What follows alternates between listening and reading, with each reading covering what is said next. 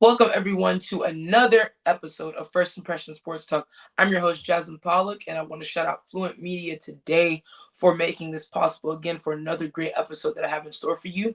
And everyone, make sure you subscribe to the YouTube channel, my personal YouTube channel, which is First Impression Sports Talk.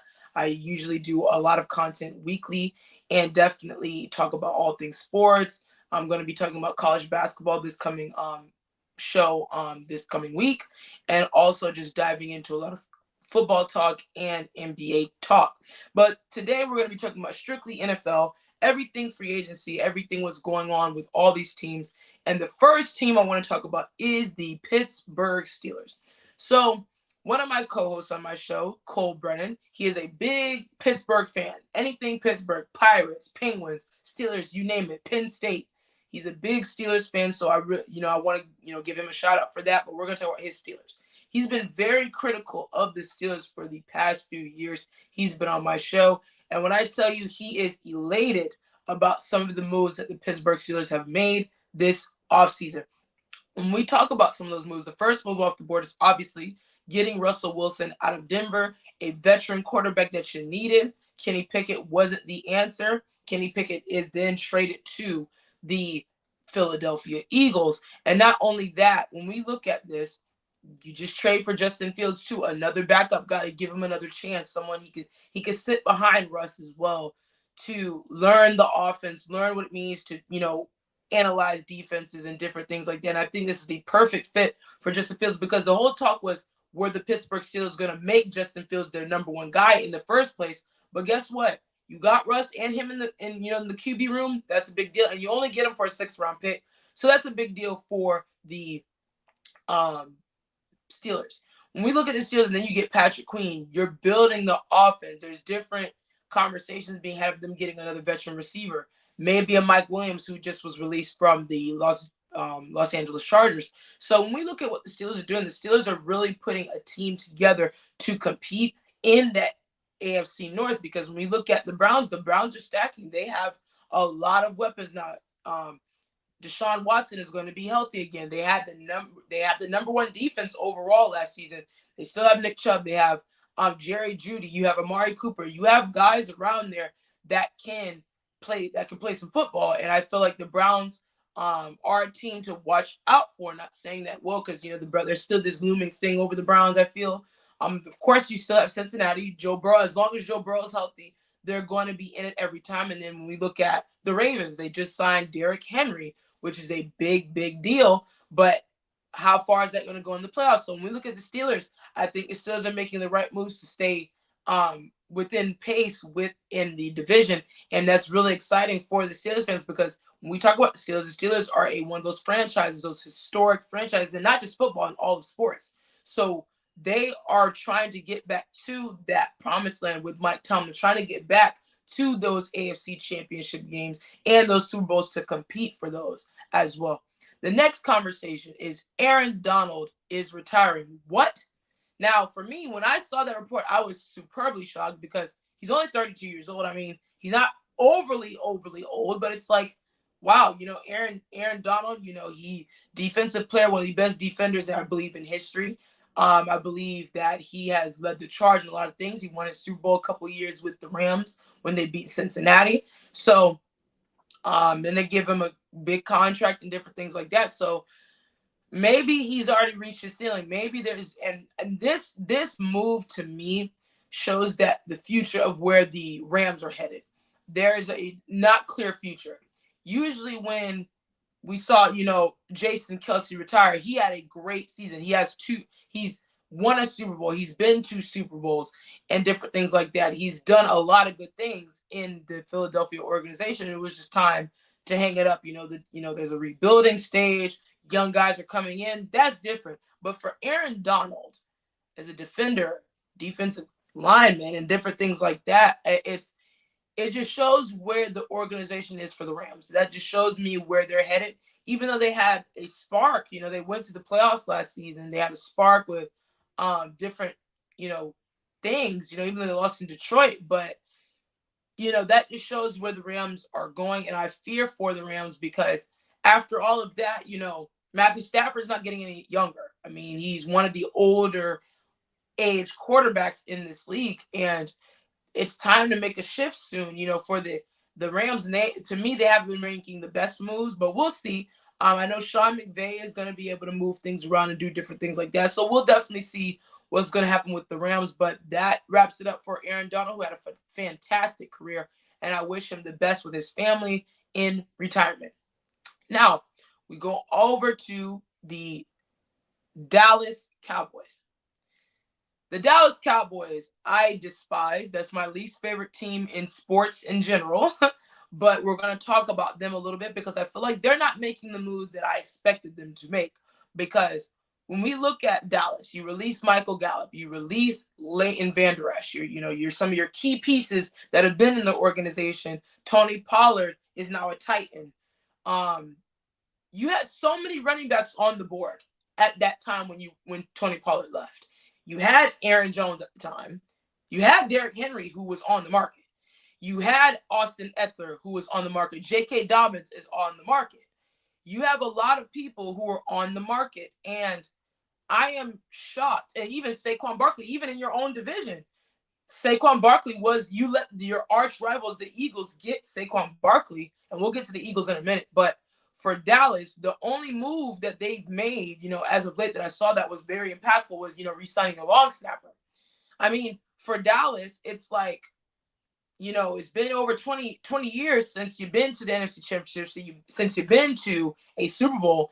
And when we're talking about, okay, last year was the year that everyone hoped for the Dallas Cowboys to get to that next level, and it wasn't. You laid an egg against my Packers in the wild card game in your home building. And I just look at Dallas. I just think for Dallas, there's a lot of things going on that's wrong with Dallas. Is they don't match up well when the time is right. When it's time for the star to shine, it does not shine. And I don't mean that with any pun intended. But Dallas is not America's team. I don't know why everyone is putting them as America's team. America does not like Dallas. They like their teams. And I feel like, and I'm going to make a bold statement, the Texans right now, as of right now, are a better team, a better franchise right now, not the past 2 years. I'm talking about right now, the past 2 years, right now, what they've been able to do is better right now than the Dallas Cowboys. They are going to eclipse the Dallas Cowboys as the best team in Texas, the best football team in Texas. They are making the right moves when it is needed. Okay, you look at the Texans and you got C.J. Stroud, a franchise quarterback who is going to be their guy for a long time. You go get Joe Mixon, a running back that is proven, that has experience with getting to the Super Bowl, that has experience, has been in this league for a long time. You give that guy, you give him that kind of weapon. That's going to be huge for what the Texans are trying to do. DeMeco Ryan, this was his first season as a head coach. First season head coach as the Texans. He was the defensive coordinator for the 49ers, had the defense for the 49ers humming, obviously. The 49ers have always had great defenses. And you're going to bring that philosophy. You have Will Anderson. You're getting more pieces on that defensive side of the ball. When we look at it, the Texans are going to be a dangerous team, and then they have the draft coming up. This Texas team is going to be scary, and I believe that they're going to win the division. Now, with that being said, Jacksonville is stacking. Jacksonville is putting a team together to, get back in the fold, to get back in. And I think Doug Peterson is going to get this team together. He's a Super Bowl winning coach, so he knows what it means to rebuild. He knows what it means to, start over, press the reset button, go get some guys in free agency. And then, of course, the draft is coming up to compete again. But I have the this AFC South division looks very interesting because I don't want to disregard the Titans either, because the Titans are making moves that I wasn't expecting them to make. Will Levis, I feel they should go with him. I feel like he is the option. I know Tannehill is still there, but Tannehill is not the same. He was never the same. And he's in and out with injury. And I think you drafted Will Levis, give him the keys to this team.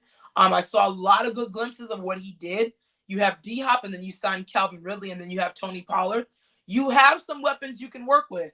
So I feel like for the Titans, this is just let Will Levis cook, and whatever this team is, let him cook. And I just think that, but overall, I think the teams that have it together in the AFC South is Jacksonville and is the Texans. The Colts are going to be around. I think when you get Anthony Richardson back, who is a Gator, and I'm a huge Gators fan, so I wish him the best of luck. He showed a lot of great glimpses of a lot of things.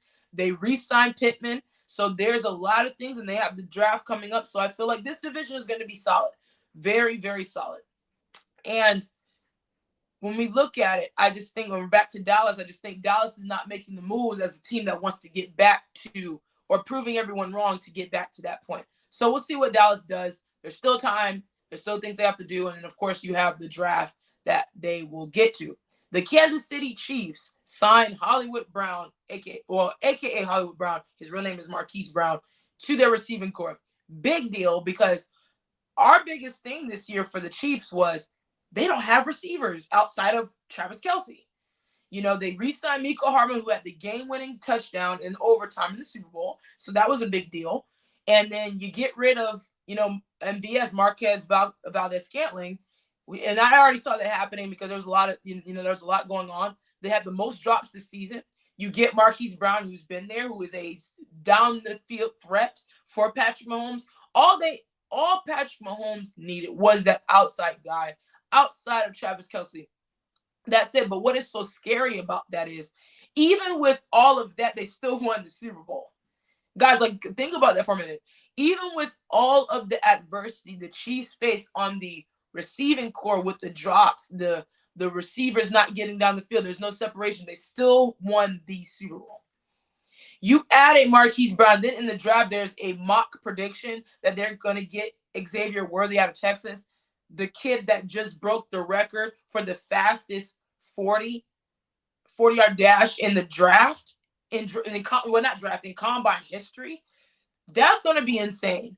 Hopefully that doesn't happen, but we'll see, because obviously the Chiefs, what they want to do, they want a three-peat. They're the team to beat. They are the defending champs. Everyone has to go through Kansas City to get their Super Bowl. That's in the AFC and the NFC.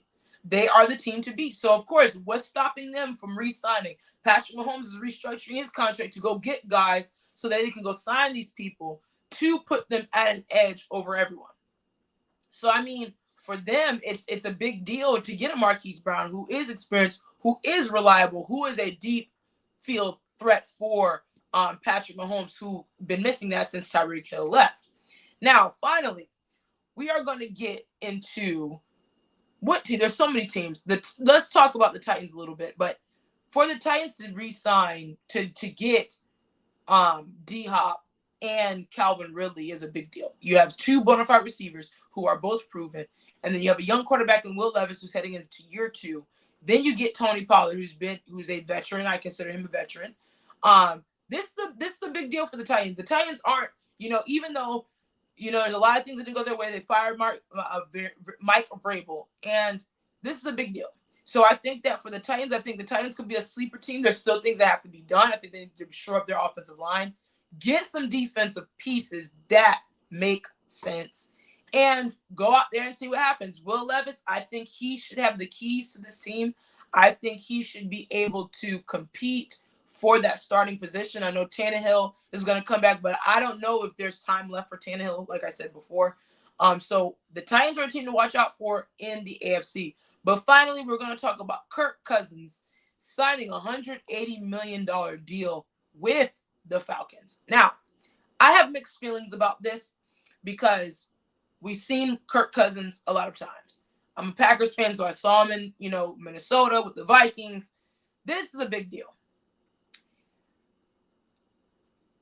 Kirk Cousins, to me, has always had the potential, but never eclipsed the potential, never got over that hump.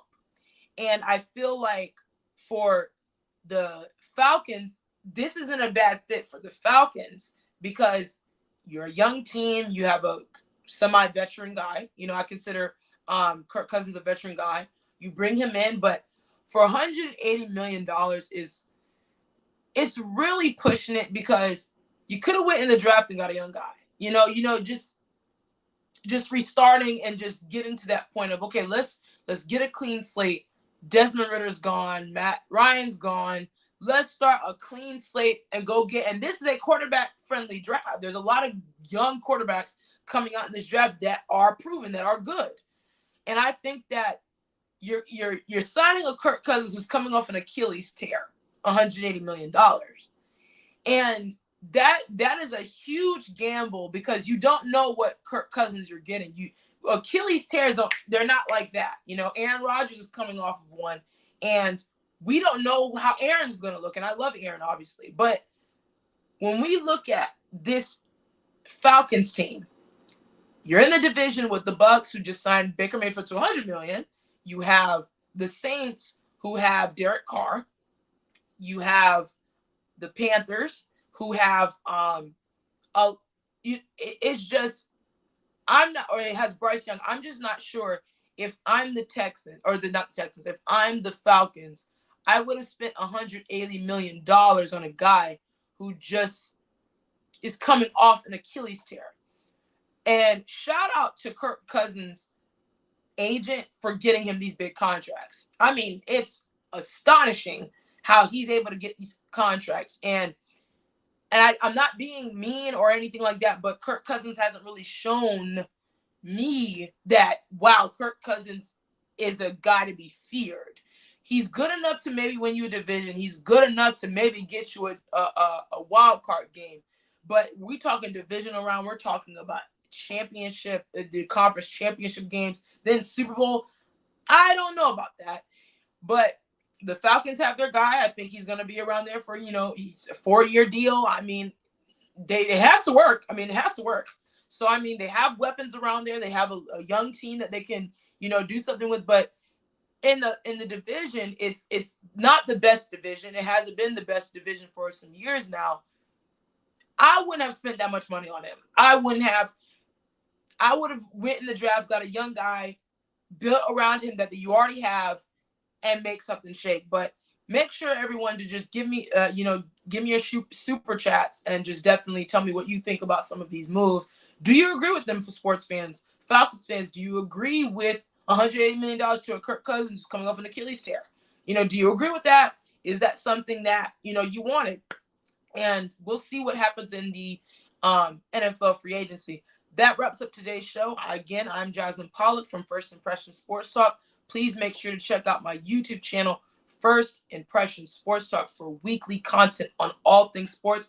This week, again, I will be talking about the bracket, the men and women's bracket in college basketball, heading into deeper March Madness. It's really exciting.